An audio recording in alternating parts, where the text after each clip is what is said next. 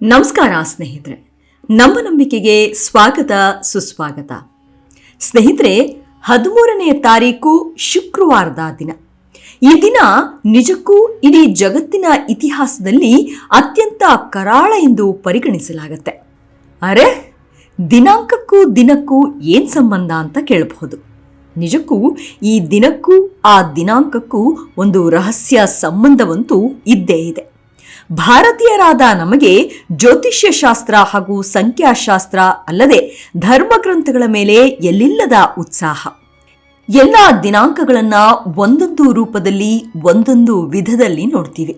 ಅದರಲ್ಲೂ ಸಂಖ್ಯಾಶಾಸ್ತ್ರ ಮಹತ್ವ ನಿಜಕ್ಕೂ ವಿಶೇಷ ಸ್ಥಾನಮಾನವನ್ನ ಪಡೆದುಕೊಂಡಿದೆ. ವಾರದಲ್ಲಿ ಎಲ್ಲಾ ದಿನವೂ ನಾನಾ ರೀತಿಯಲ್ಲಿ ಪ್ರಾಮುಖ್ಯತೆಯನ್ನ ಪಡೆದುಕೊಂಡಿದೆ. ಆದರೆ ನಿಖರವಾಗಿ ಒಂದು ದಿನ ಮತ್ತು ಒಂದು ದಿನಾಂಕ ಮಾತ್ರ ಶಾಪಗ್ರಸ್ತವೆಂದೇ ಇಡೀ ಜಗತ್ತಿನಲ್ಲಿಯೇ ಕುಖ್ಯಾತಿಯನ್ನ ಪಡೆದುಕೊಂಡಿದೆ. ಭಾರತ ಸೇರಿದಂತೆ ಅನೇಕ ಪಾಶ್ಚಿಮಾತ್ಯ ಸಂಸ್ಕೃತಿಗಳಲ್ಲಿ ಈ ದಿನಾಂಕ ಮತ್ತು ದಿನವನ್ನ ದುರದೃಷ್ಟಕರ ಎಂದೇ ಪರಿಗಣಿಸುವುದೂ ಇದೆ. ಈ ದಿನವೂ ಕೂಡ ಅತ್ಯಂತ ಅಪಶಕುನಗಳಲ್ಲಿ ಒಂದೆಂದು ಜನ ನಂಬ್ತಾರೆ. ಆ ದಿನಾಂಕವೇ 13 ಮತ್ತು ಆ ದಿನವೇ ಶುಕ್ರವಾರ. ಅಷ್ಟಕ್ಕೂ ಈ ದಿನಕ್ಕೂ ಮತ್ತು ದಿನಾಂಕಕ್ಕೂ ಎಲ್ಲಿಯ ಸಂಬಂಧ? ನಿಜಕ್ಕೂ ಈ ವಿಚಾರ ನಿಜಾನ? ಈ ಬಗ್ಗೆ ಶಾಸ್ತ್ರಗಳು ಹೇಳೋದೇನು ಅನ್ನೋದನ್ನ ಈ ಸಂಚಿಕೆಯಲ್ಲಿ ಹೇಳ್ತಾ ಹೋಗ್ತೀನಿ. ಅದಕ್ಕೂ ಮುನ್ನ ನಮ್ಮ ನಂಬಿಕೆಗೆ ನಿಮ್ಮ ಬೆಂಬಲವಿರಲಿ. ಎಲ್ಲಾ ವಿಧದ ತ್ವಚೆಯ ಸಮಸ್ಯೆಗಳಿಗೆ ಧೀಮಹಿ ಪ್ರಾಡಕ್ಟ್ ರಾಮಬಾಣದಂತೆ ಕೆಲಸ ಮಾಡುತ್ತೆ. ಕೇವಲ 3 ದಿನದಲ್ಲೇ ವ್ಯತ್ಯಾಸ ನೋಡ್ತೀರಾ. ಯಾವುದೇ ಅಡ್ಡ ಪರಿಣಾಮಗಳಿಲ್ಲ. ಕೆಮಿಕಲ್ ರಹಿತವಾದ 16 ನೈಸರ್ಗಿಕ ಪದಾರ್ಥಗಳ ಮಿಶ್ರಣದಿಂದ ತಯಾರಾದ 100% ಆರ್ಗ್ಯಾನಿಕ್ ಧೀಮಹಿ ಪ್ರಾಡಕ್ಟ್. ಹೆಚ್ಚಿನ ಮಾಹಿತಿಗಾಗಿ ಕೆಳಕಂಡ ದೂರವಾಣಿಗೆ ಸಂಪರ್ಕಿಸಿ. ಸ್ನೇಹಿತರೆ, 13ನೇ ದಿನಾಂಕ ಶುಕ್ರವಾರದ ದಿನವನ್ನ ಅಪಶಕುನ ಅಥವಾ ಶಾಪಗ್ರಸ್ತ ದಿನ ಅಂತ ಕರೆಯೋದಕ್ಕೆ ನಾನಾ ಉದಾಹರಣೆಗಳು ಸಿಗುತ್ತವೆ. ಗ್ರೆಗೋರಿಯನ್ ಕ್ಯಾಲೆಂಡರ್ನಲ್ಲಿ ತಿಂಗಳ 13ನೇ ದಿನವು ಶುಕ್ರವಾರ ಬಂದಾಗ ಇದು ಸಂಭವಿಸುತ್ತದೆ ಎಂಬ ನಂಬಿಕೆಯಂತೂ ಇದ್ದೇ ಇದೆ. ಈ ದಿನ ಮತ್ತು ದಿನಾಂಕವು ಕನಿಷ್ಠವೆಂದರೂ ವರ್ಷಕ್ಕೆ ಒಮ್ಮೆ ಅಥವಾ ಕೆಲವೊಮ್ಮೆ ವರ್ಷಕ್ಕೆ 3 ಬಾರಿ ಸಂಭವಿಸುತ್ತದೆ. ಸರಾಸರಿ ಪ್ರತಿ 212 ದಿನಗಳಿಗೊಮ್ಮೆ ಸಂಭವಿಸುತ್ತದೆ. ಶುಕ್ರವಾರದ 13ನೇ ತಾರೀಕಿನ ಆತಂಕ ಮತ್ತು ಭಯವು ಕೆಲವು ಜನರಲ್ಲಿ ಗಟ್ಟಿಯಾಗಿ ನೆಲೆಯೂರಿಬಿಟ್ಟಿದೆ. ಈ ದಿನ ಬಂತು ಅಂದರೆ ಹೃದಯ ಬಡಿತ ಹೆಚ್ಚಾಗುವುದು, ಬೆವರುವುದು, ವೇಗವಾಗಿ ಉಸಿರಾಡುವುದು ಅಥವಾ ನಡುಗುವುದು ಮುಂತಾದ ದೈಹಿಕ ಲಕ್ಷಣಗಳು ಕೂಡ ಸಾಮಾನ್ಯವಾಗಿ 80% ಜನರಲ್ಲಿ ಕಾಣಿಸಿಕೊಳ್ಳುತ್ತೆ. ಗ್ರೀಕ್ನ ಖ್ಯಾತ ಮನೋವೈದ್ಯ ಡೊನಾಲ್ಡ್ ಡೊಸ್ಸೆ ಎಂಬಾತ ಕಾಟ್ರಿಫೋಬಿಯಾ ಎಂಬ ಪದವನ್ನ ಈ ಸಿದ್ಧಾಂತಕ್ಕೆಂದು ಕಂಡುಹಿಡಿದ. ಈ ಸಿದ್ಧಾಂತವನ್ನ ಪರಿಪೂರ್ಣವಾಗಿ ವಿವರಿಸಿ ಹೇಳಬೇಕೆಂದ್ರೆ, ಪ್ಯಾರಿಸ್ಕೆವಿ ಅಂದ್ರೆ ಶುಕ್ರವಾರ, ಟಿಸ್ಕಡಾಕ್ ಅಂದ್ರೆ 13 ಮತ್ತು ಫೋಬೋಸ್ ಅಂದ್ರೆ ಭಯ. ಇದು ಗ್ರೀಕ್ ಭಾಷೆಯಿಂದ ಅನುವಾದಗೊಂಡಿರುವಂಥದ್ದು. ಈ ದಿನಾಂಕಕ್ಕೆ ಸಂಬಂಧಿಸಿದಂತೆ ವ್ಯಕ್ತಿಗಳು ಪಾರ್ಶ್ವವಾಯುವಿಗೆ ತುತ್ತಾಗುವ ಭಯ ಮತ್ತು ಆತಂಕವನ್ನ ಸೃಷ್ಟಿಸುವ ಗುಣಲಕ್ಷಣಗಳನ್ನ ಹೊಂದಿರುತ್ತಾರೆ ಎನ್ನುವುದು ಮನೋವೈದ್ಯನ ಅಭಿಪ್ರಾಯವೂ ಕೂಡ. ಈ ಭಯ ಮತ್ತು ಆತಂಕದ ಲಕ್ಷಣಗಳನ್ನ ಕೆಲವೊಮ್ಮೆ ಫ್ರಿಗಾಟ್ರೀಸ್ ಕೆಡಾಕಾ ಫೋಬಿಯಾ ಎಂದು ನಿರ್ಣಯಿಸಲಾಗುತ್ತದೆ. ಫ್ರಿಗ್ ಅಂದ್ರೆ ಶುಕ್ರವಾರ ಹೆಸರಿಸಲಾದ ನಾರ್ಸ್ ದೇವತೆ. ಟ್ರೆಸ್ಕಡೆಕಾ ಫೋಬಿಯಾ ಅಂದ್ರೆ 13ನೇ ಸಂಖ್ಯೆಯ ಭಯ ಎಂಬ ಪದದೊಂದಿಗೆ ಸೇರುತ್ತದೆ. ಈ ಸಂಖ್ಯೆಯ ಉಲ್ಲೇಖ ಹಾಗೂ ಅದರ ಇತಿಹಾಸವನ್ನ ಒಮ್ಮೆ ಗಮನಿಸಿದ್ರೆ ಈ ಶಾಪಗ್ರಸ್ತ ದಿನ ಮತ್ತು ದಿನಾಂಕಕ್ಕೆ ಸಂಬಂಧಿಸಿದ ಉಲ್ಲೇಖ ಸಿಗೋದು 19ನೇ ಶತಮಾನದಲ್ಲಿ. ಫ್ರಾನ್ಸ್ ಲೇಖನಗಳಲ್ಲಿ ಇಟಾಲಿಯನ್ ಲೇಖಕ ಮಾರ್ಕ್ವಿಸ್ ಡಿ ಸಾಲ್ವೋ ಎಂಬಾತನ ಲೇಖನವೇ ಇಂಥ ಹಲವಾರು ಗೌಪ್ಯ ವಿಚಾರಗಳನ್ನ ಹೊರಜಗತ್ತಿಗೆ ಪರಿಚಯಿಸಿತು. 1834ರಲ್ಲಿ ಫ್ರೆಂಚ್ ಸಾಹಿತ್ಯ ನಿಯತಕಾಲಿಕೆಯಾದ ರೆವ್ಯೂ ಡಿ ಲೇಖನವು ಮೊಟ್ಟ ಮೊದಲಿಗೆ ಪ್ಯಾರಿಸ್ನಲ್ಲಿ ಪ್ರಕಟವಾಯಿತು. ಈ ಲೇಖನದಲ್ಲಿ ಲೇಖಕನ ಒಂದಷ್ಟು ನೈಜ ಅಚ್ಚರಿಯ ಘಟನೆಗಳು ದಾಖಲಾಗಿವೆ. ಅದರಲ್ಲಿ 13ನೇ ತಾರೀಕಿನ ಶುಕ್ರವಾರದಂದು ಲೇಖಕನ ಮಗಳನ್ನ ಕೊಂದ ಸಿಸಿಲಿಯನ್ ಕೌಂಟ್ ಬಗ್ಗೆ ಉಲ್ಲೇಖವಿದೆ. ಲೆ ಚಾಟಿಯೋ ಡಿ ಕ್ಯಾರಿನಿ ಎಂಬ ಶೀರ್ಷಿಕೆಯ ಲೇಖನವು ಯಾವಾಗಲೂ ಶುಕ್ರವಾರ ಮತ್ತು 13ನೇ ತಾರೀಕು ದುರದೃಷ್ಟವನ್ನ ತರುತ್ತದೆ ಎಂದೇ ವಿವರಿಸಿದೆ. ಹೀಗೆ ಅದೇ ವರ್ಷ 1834ರಲ್ಲಿ ಪ್ರಕಟವಾಗಿದ್ದ ಫ್ರೆಂಚ್ ನಾಟಕ ದಿ ಫೈನೆಸ್ ಆಫ್ ದಿ ಸ್ಕ್ರಿಬಲ್ನಲ್ಲಿನ ಒಂದು ಪಾತ್ರ. ನಾನು ಡಿಸೆಂಬರ್ 13, 1813ರ ಶುಕ್ರವಾರದಂದು ಜನಿಸಿದೆ. American folk life center of the library of Congress ಅನ್ನ ತಜ್ಞೆ ಸ್ಟಿಫನ್ ಹಾಲ್ ಈ ಶುಕ್ರವಾರಗಳು ಮತ್ತು 13ನೇ ತಾರೀಕು ಪ್ರತ್ಯೇಕವಾಗಿ ದುರದೃಷ್ಟಕರ ಎಂಬ ಕಲ್ಪನೆಯು ಮೂಢನಂಬಿಕೆಯಿಂದ ಹುಟ್ಟಿರಬಹುದೆಂದು ಉಲ್ಲೇಖಿಸಿದ್ದಾರೆ. ಅವರ ಅಭಿಪ್ರಾಯದಂತೆ ಈ ಮೂಢನಂಬಿಕೆಯು ಮೂಲ ಲೇಖಕನ ತಲೆ ಕೆಡಿಸಿದ ಡಿಸೆಂಬರ್ 13ರ ಶುಕ್ರವಾರವನ್ನ ಮಾತ್ರ ದುರದೃಷ್ಟಕರವೆಂದು ಉಲ್ಲೇಖಿಸಬಹುದು ಎಂಬುದು ಅವರ ಸಿದ್ಧಾಂತ. ಇನ್ನು 13ನೇ ತಾರೀಕು ಶುಕ್ರವಾರ ದುರದೃಷ್ಟಕರ ಎಂಬ ನಂತರದ ನಾನಾ ನಿದರ್ಶನಗಳು 19ನೇ ಶತಮಾನದ ಮಧ್ಯಭಾಗದಲ್ಲಿ ಫ್ರಾನ್ಸ್ನಲ್ಲಿ ಅತ್ಯಂತ ಸಾಮಾನ್ಯವಾಗಿತ್ತು.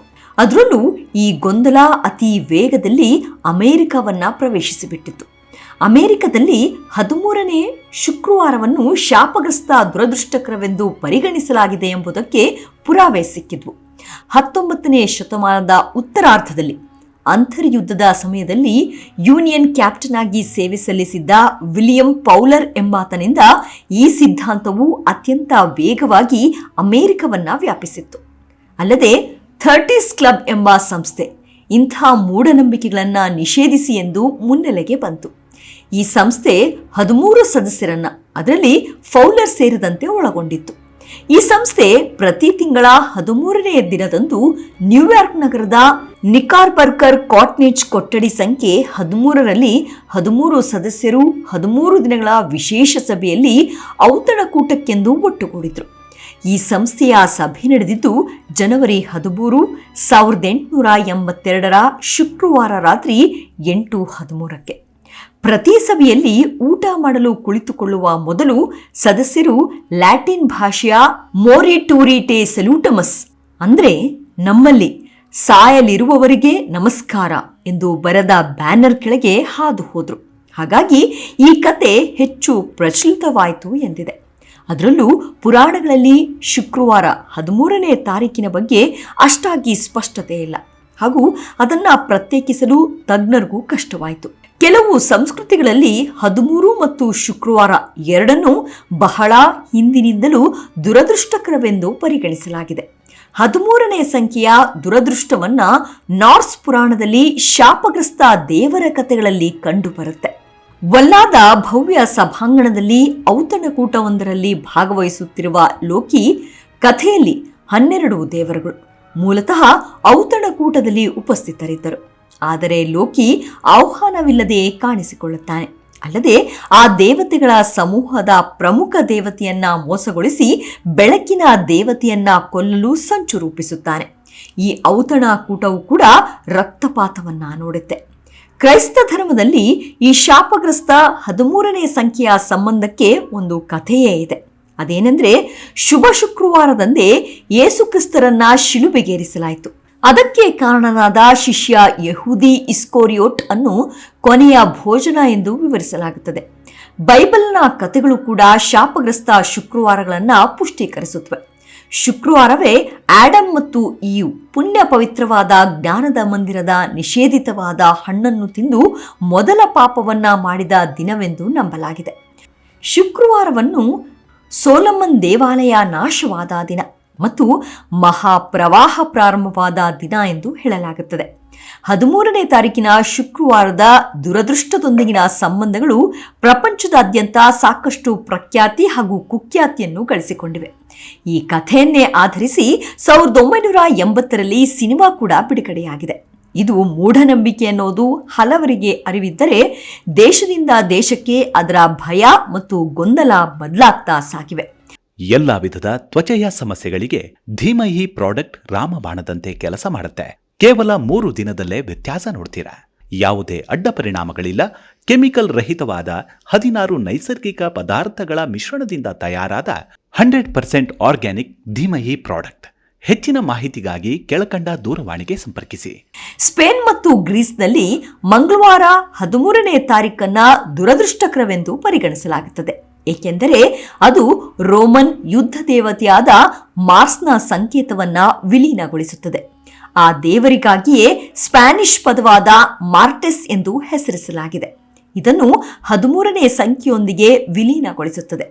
ಇಟಲಿಯಲ್ಲಿ ಶುಕ್ರವಾರ 17ನೇ ತಾರೀಕು ಕೆಲವರಲ್ಲಿ ಭಯವನ್ನ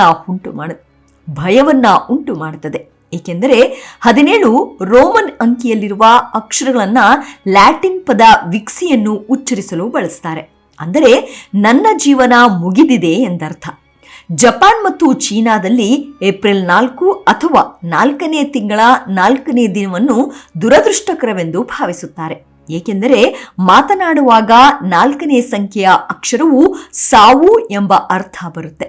ಹೀಗೆ ಒಂದು ಅನಾಹುತ ನೂರಾರು ಕಥೆಗಳಿಗೆ, ನೂರಾರು ಅಂತೆಕಂತೆಗಳಿಗೆ ಕಾರಣವಾಗಿರಲೂ ಆಗಿರಬಹುದು. ಒಂದು ರೀತಿಯಲ್ಲಿ ಯೋಚನೆ ಮಾಡಿದ್ರೆ ಮನುಷ್ಯನಿಗಿಂತ ಅನಾಹುತ ಯಾರಿದ್ದಾರೆ ಅಲ್ವಾ? ಇವಿಷ್ಟು ಶಾಪಗ್ರಸ್ತ ದಿನದ ಕುರಿತಾದ ಸಣ್ಣದಾದ ಮಾಹಿತಿ. ಮುಂದಿನ ಸಂಚಿಕೆಯಲ್ಲಿ ಸಿಗೋಣ. ಅಲ್ಲಿಯವರೆಗೂ ನಿಮ್ಮ ಆರೋಗ್ಯದ ಕಡೆ ಗಮನವಿರಲಿ. Take care. ನಮಸ್ಕಾರ.